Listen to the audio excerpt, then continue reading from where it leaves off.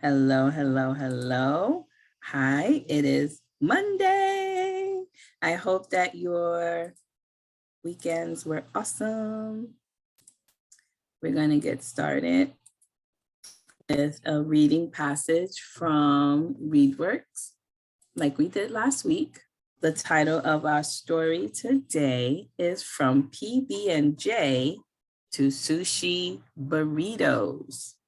What do you guys think this text is going to be about, just from listening to the title?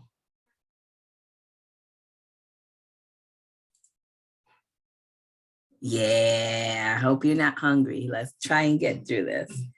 I'm a little hungry, but I don't like PB&J, and I don't like sushi, and I don't like burritos, so it's not making me feel hungrier right now. But let's see what else they're going to talk about. So before we're going to start reading, it wants us to kind of talk about two of the words that are being used in the passage. And the first word is fusion. The second word is originate. And because you can't slide those sliders, I wish I could share this link with you. Give me a 1 for don't know it, a 2 for have heard it, but not sure of what it means, a 3 for know something about its meaning, or 4 for know it very well. My screen is blurry. That's right. I have to drag it to another screen. Thank you, Adolfo. You're so awesome. All right, let me switch around. Let me do a switchy Rooney. Hold on 1 second. I keep forgetting, hoping that, one day it's gonna act right, but acting right capabilities. All right, so let me slide my toolbar thingy over here so that I can see the chat. Let me stop sharing my big monitor. And then I'm gonna share, there we go. Now I'm gonna share my little monitor. And the little monitor seems to be the one that you guys can see. That's working better, correct? I just never know where to look so that I can see your responses. Is that better now? Yes, all right, let's go. Fusion, originate. 1, have no idea what those words are. 2, kind of heard of them before, but I don't know what they mean. I'm sorry. 3, I know something about what it's meaning. Or 4, I know these words and I use them like every day. Now, not every day, but you know them very well. All right, good. All right, 2s and 3s. I love it. Okay, thank you, thank you, thank you. So let's get into, let me see if this one has a, oh, it does. Okay, cool. Ooh.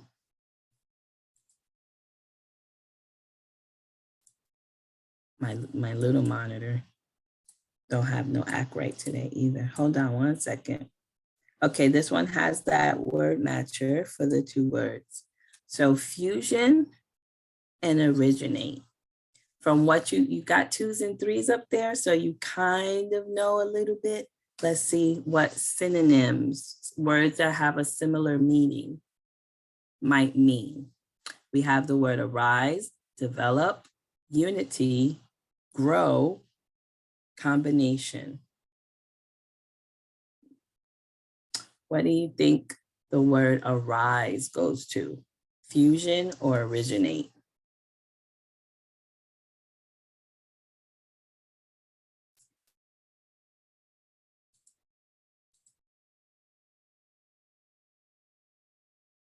That one's kind of hard. So if something comes up, something arises, yes, Adolfo, it's more similar to the word originate. What in the world today? Okay, good job. How about the word develop? Develop.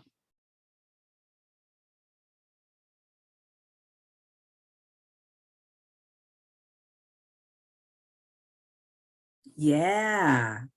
Let's see. Oh my goodness. Yes. How about combination? A combination.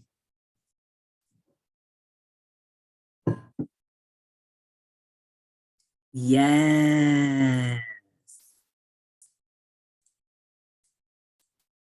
Thank you. That would be a so I don't know what's going on today. How about unity?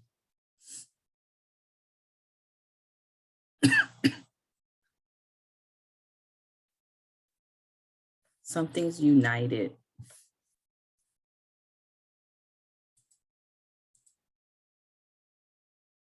Think it's originate. So if you're if you originate comes from the root word of origin, and origin is like the beginnings, the first, develop, arise. So how about unity? Could you use the same word? Could you use the word unity in the same? Could you replace the word originate with the word unity, depending on if we were talking about the first television series on public television? Could we say it originated, or could we say it was unified?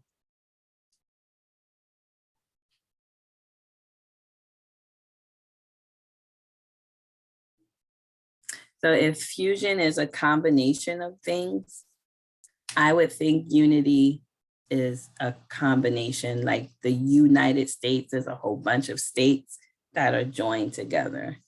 So I would think that unity is kind of like a fusion of, yes, of a lot of different things put together. How about grow?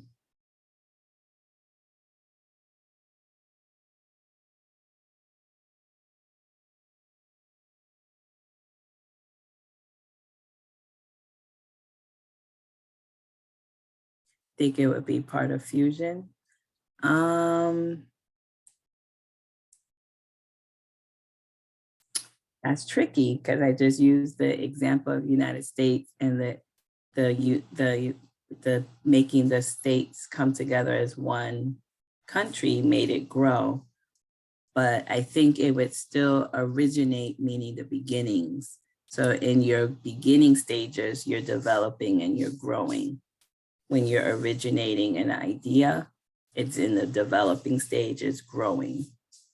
All right, kind of hard words. Let's see how we do when we hear them in the passage, okay?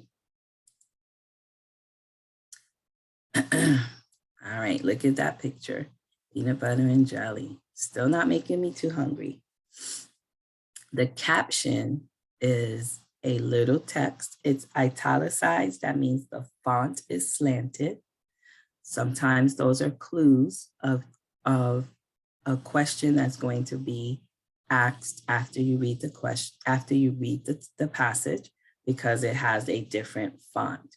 So like our words of the day are in blue and it's italicized. So they might ask you a question about these words, okay? A caption is a summary or a brief explanation under a picture. It gives you facts about the picture, okay? All right, surprising food combinations are enriching the American diet. Everyone has made a peanut butter and jelly sandwich at least once, but who knew that this staple of school lunches started out as the marriage of American and Asian taste? Never would have thought that. In fact, the recipe for combining these two ingredients was first recorded in the Boston Cooking School magazine in 1901. Peanut butter began as a St. Louis doctor's remedy to feed his toothless elderly patients a soft kind of peanut paste. And crab apple jelly used in the original PB&J recipe is a type of homemade fruit preserve. The crab apple tree originated in the mountains of Asia, an area that is now the country of Kazakhstan. Ooh, I hope I said that right. As you can see, good new foods come from mixing flavors from the most unrelated places. That is the basic definition of fusion food. Okay. So they've already used our two spelling words. Vocabulary words, I'm sorry. Chinese noodles to Italian spaghetti. All right, now they might start making me hungry. The culinary world traces the creation of fusion foods back to the earliest meeting of Eastern and Western cultures. For example, the silk trade route that originated in Asia and brought fabrics and spices to Europe also marked the transfer of noodles from Chinese chefs to Italian cooks. And the Atlantic Ocean ships that transported enslaved and free West African people into the Americas in the 16th to 18th centuries led to the creations of Louisiana gumbo and Caribbean callaloo. That's crazy. More recently, California in the 1970s absorbed large numbers of immigrants from Japan, China, Southeast Asia, and Mexico. These new Americans brought their food ideas and tastes with them. In response, leading California chefs began to infuse. That's not the same word, but it's a root word. It's using that root word of fuse and fusion. Infuse their cooking with international flavors. Los Angeles chef Shigamfumi, wow, Tachibi says he liked to add subtle Japanese twists to traditional American foods. A memorable example is his wasabi mashed potatoes dish. Of course, fusion foods aren't just being cooked up in California.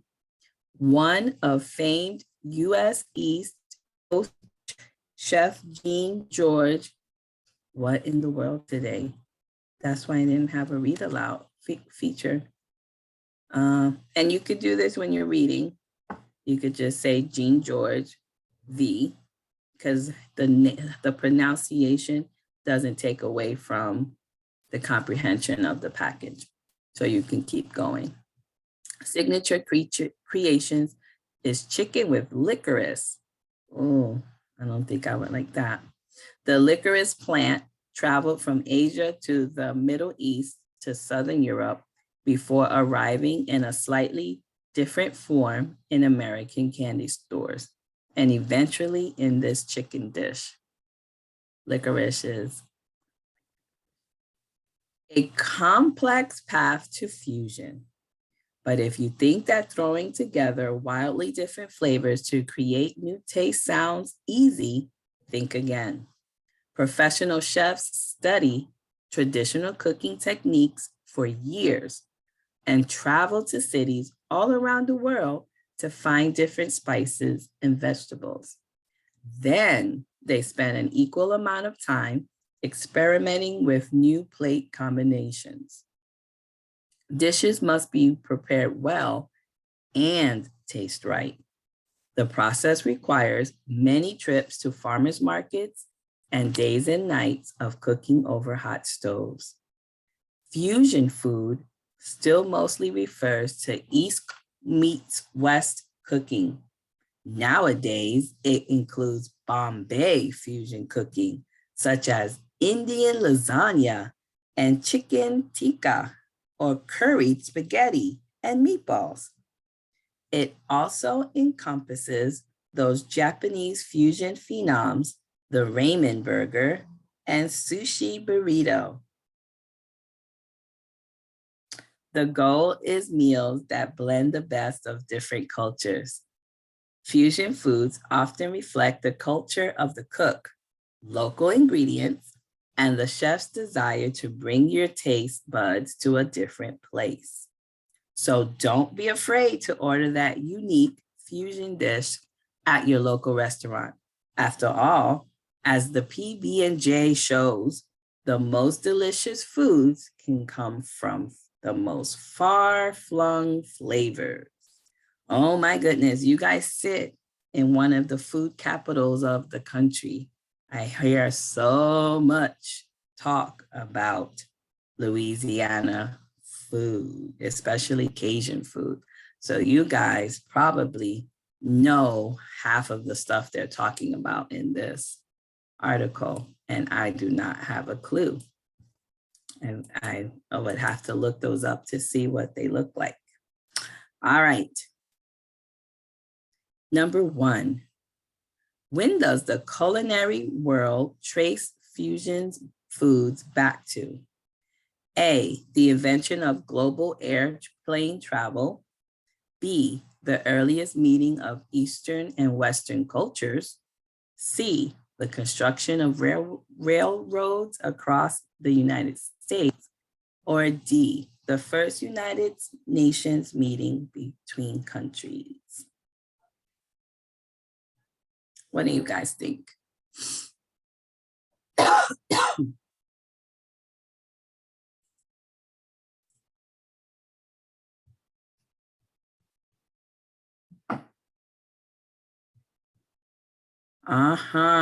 Good job. Yes, yes, yes.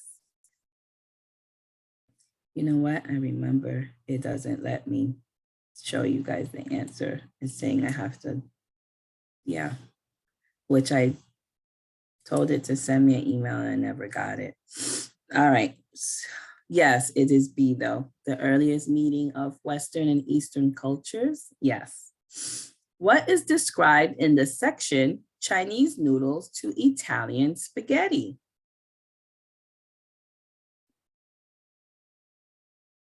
A, the life and career of one very famous chef and the details of his journey to the United States in the 1900s. Or B, the history of one particularly famous fusion dish and all the different chefs from around the world who have cooked it.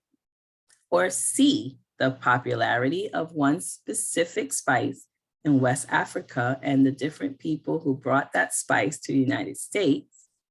Or D, the way that different cultures mix throughout history and some of the examples of fusion foods that have resulted. And here is what I want you to do when you're testing. That's a big, meaty question. All of the answers are a lot of words. So because they're describing a specific section, I would want you to go back to the passage. And oh, it did have a read aloud. Ooh, I struggled with all that for no reason.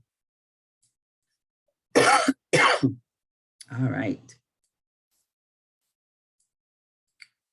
And here is that passage right there. So it was talking about Chinese noodles becoming Italian spaghetti. So what do you think the answer is? It's talking about the culinary world, tracing it all the way back, starting with the silk trade route as early as the 16th century. Then it's talking about the 1970s, the latest fusion because of immigrants. And then they're talking here about it's not just in California. Another chef is using licorice, which is like a Twizzler, by the way, or a jelly bean, kind of that stuff that's in the jelly bean. He's using that to season his chicken. So I don't know. Maybe in its plant form is different than when it's made into candy. So let's go back to the question.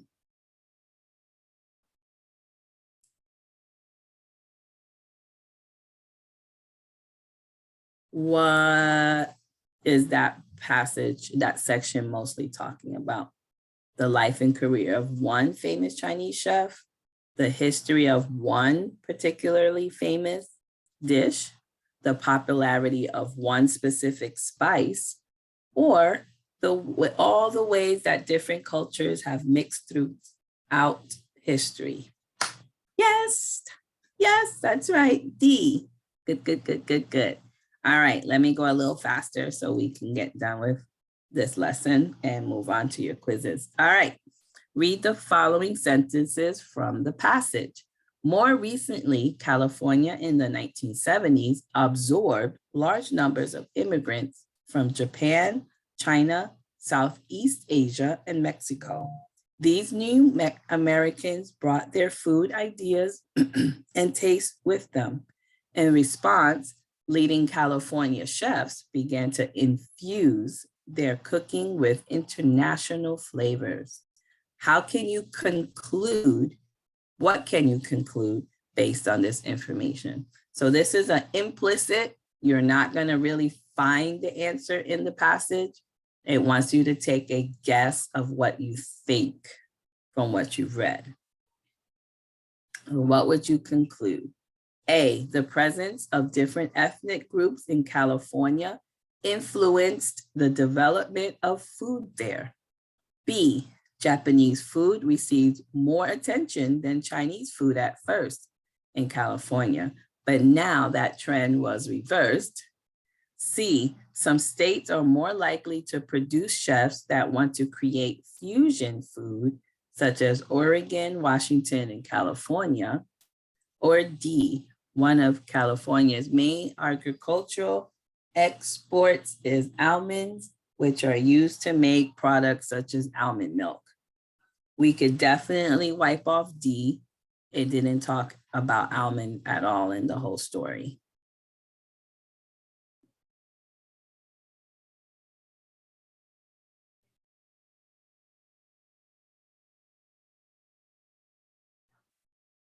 Yes. A, the presence of different ethnic groups in California influenced the development of food there.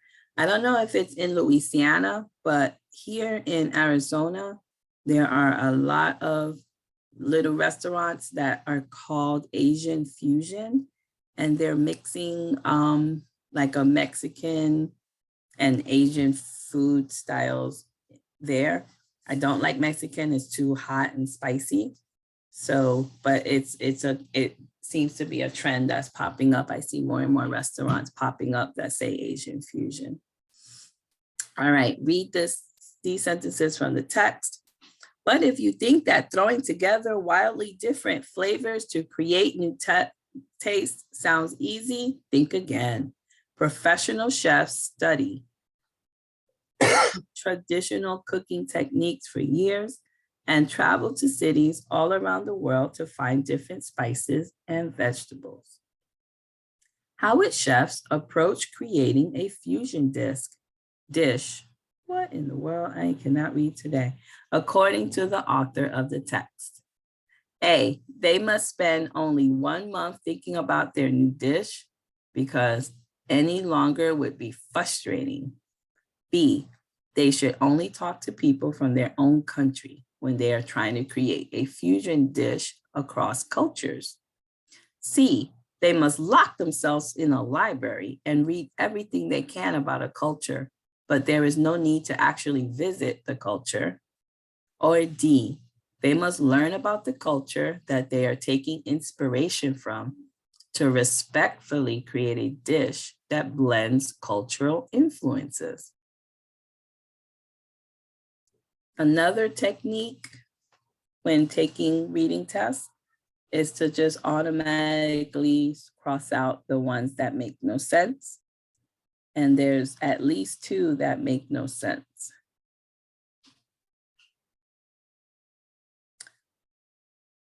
B doesn't make sense.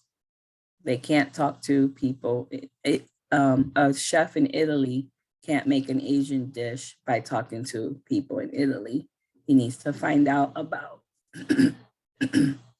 things in Asia. So B is out of the question. C, they must lock themselves in the library. There are no kitchens in the libraries that I've been to, so C is definitely out of the question. So A or D? They should only spend a month because if they take any longer, it would be frustrating. It could be frustrating, but it didn't say anything about it. It's a quick process, right? So the answer has to be D. Yes, Ronnie. Yes, yes, yes. To be respectful, they need to find out about the different culture. Good. This is what we're talking about today in the next video. What is the main idea of this text? The main idea is the summary point, the key point, the reason why the author wrote the passage in the first place. It's like the central idea that they want to impress on their readers, okay? So what is the main idea? The Silk Road was an ancient trade route that started in Asia and brought fabrics and spices to European cultures. B, fusion foods are dishes that combine food traditions from two different cultures from around the world, creating new and exciting, yeah. You didn't even have to let me go on and on. Good job. Yes, B is definitely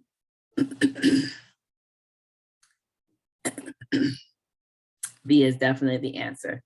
And I wasn't sure, but now this D helps me understand that I was kind of right. A ramen burger is a burger that uses the Japanese noodle. I was thinking it was like those little noodle packets of soup.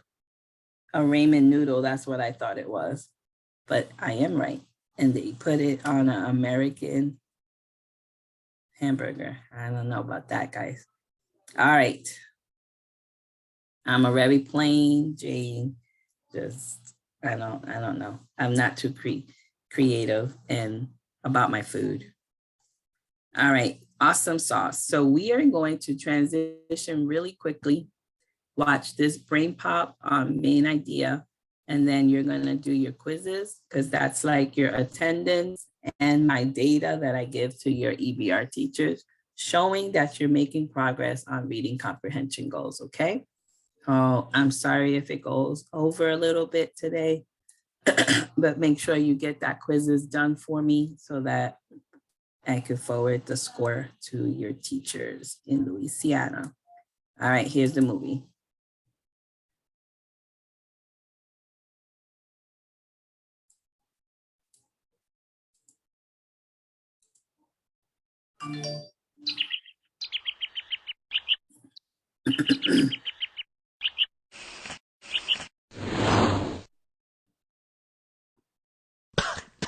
Ugh, gross.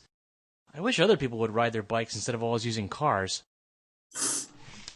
Dear Tim and Moby, I don't understand what my teacher means when he asks me to find the main idea. Can you help me? From Gladys. Sure, Gladys. The main idea is just the main point that's being stated in a paragraph, essay, article, or other passage. It's what's specifically being said about a particular topic. The topic of a paragraph or passage is the general subject. Okay, well, say you're reading an article about how cheetahs can run at very high speeds. The topic would be cheetahs, because that's the general subject of the article, cheetahs. And the main idea would be that cheetahs can run fast, because that's the point the article is trying to get across. Details support what the author is trying to say with examples. They're sort of like evidence as to why the main idea is true. The details would explain what makes a cheetah run so fast, how fast it can run, things like that. All right, let's read this paragraph and try to find the main idea. Not only is smoking cigarettes a disgusting and smelly habit, it's also extremely bad for your health. It has been proven to cause cancer, lung disease, and heart disease, and to weaken your immune system. Smoking makes it a lot harder to breathe, which means it's more difficult to play sports and get the exercise you need to stay healthy. It is also harmful for those hanging around a smoker because they breathe the smoky air. Even though most people are aware of how bad smoking is for them, more than 1,000 people die each day from its effects. A day? So first, let's figure out the topic. What would you say the topic is, the general subject that this paragraph is discussing?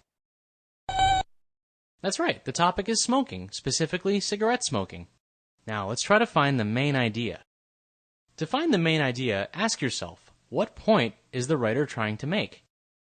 It's always helpful to skim through the passage again and see what words are repeated and what idea the author is. Do you think the author is like, yay for smoking? Or the author is like, stop smoking?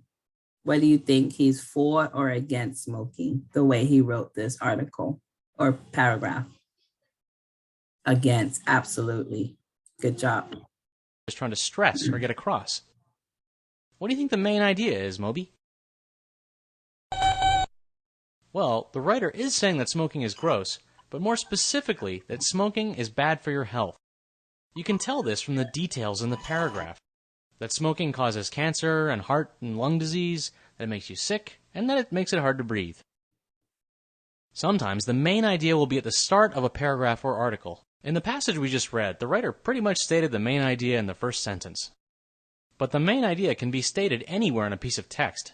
Sometimes it's in the second or third paragraph, for instance, or sometimes it'll come at the very end as a conclusion.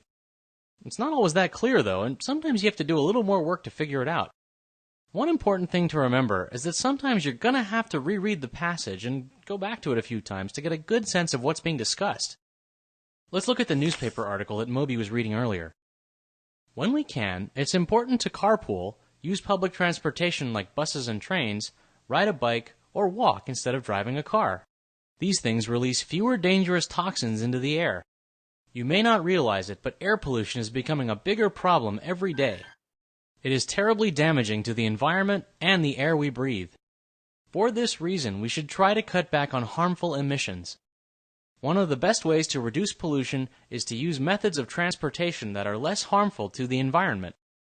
So what would you say are the topic and main idea in this passage? Right, the topic is air pollution. And the main idea is that driving cars less helps reduce air pollution. Yes, and riding your bike is a good way to do that. Anyway, if you're ever stuck on finding a main idea, it helps to ask yourself general questions about the passage. They can be things like, is it about a person, an idea or theory, an event? That way you can start by getting a broader idea of what's being discussed. Another helpful thing you do is pretend that someone has asked you what the paragraph or essay is about. If you can give an answer that sums up the passage in just one sentence, you've probably got the main idea. But we just got home. Where are we supposed to ride our bikes to? What do you mean we can't stop riding our bikes? I'm not so sure you got the main idea of that article. All right, my friend. So each BrainPop video has a quiz built into it, but because you're not logged into the software, like this app, I can't get a paper trail of it, but I did find it on the Quizizz. And so you're going to be able to take the BrainPop quiz of the video we just watched on Quizizz. If it will cooperate, there it is. All right, so I'm going to throw this link into the chat for you guys. And when you're done, hasta la vista, bye-bye. I'll see you guys tomorrow. Thank you for coming to class.